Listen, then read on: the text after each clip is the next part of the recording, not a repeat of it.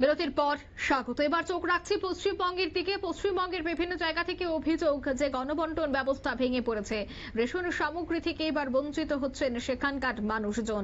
বিশেষ করে আলিপুরদুয়ার জেলার বক্সাভাগ্র প্রকল্পের জঙ্গল ঘেরা প্রত্যন্ত গদাধর বস্তির অনেক বাসিন্দারা এই মার্চ মাসে রেশন মিলেনি, এমনটাই অভিযোগ বাসিন্দাদের।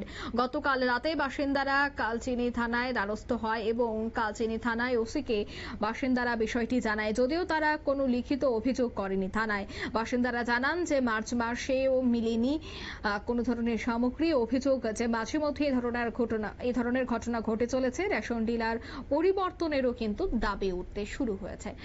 তবে সে বিষয়ে কি বলছেন তারা, কি অভিযোগ তাদের শোনাচ্ছি। फिंगर नहीं है आगे ठेपा ले नहीं है किंतु राशन नहीं मिल रहा है समय এখনো পান নাই এই মাসের রাশন, মার্চ মাসের রাশন। কতদিন ধরে এই সমস্যা? অনেক দিন ধরে। কি চাচ্ছেন আপনারা? কি চাচ্ছেন আপনারা?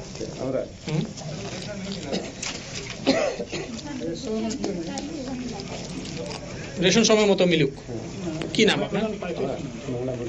কোথায় বাড়ি? গদাধর বস্তি। আপনারা শুনলেন তাদের বক্তব্য যে তারা বহুদিন যাবত রেশন সামগ্রী পাচ্ছে না এবং দেখার বিষয় পশ্চিমবঙ্গ খাদ্য দপ্তর এই বিষয়টা নিয়ে কোনো ধরনের পদক্ষেপ গ্রহণ করে কিনা। এই মুহূর্তের সংবাদ এ পর্যন্ত। আমাদের পরবর্তী নিউজ এবং আপডেট দেখার জন্য অবশ্যই চোখ রাখবেন শুধুমাত্র নিউজ ভ্যানগার্ডের পর্দায়। ধন্যবাদ।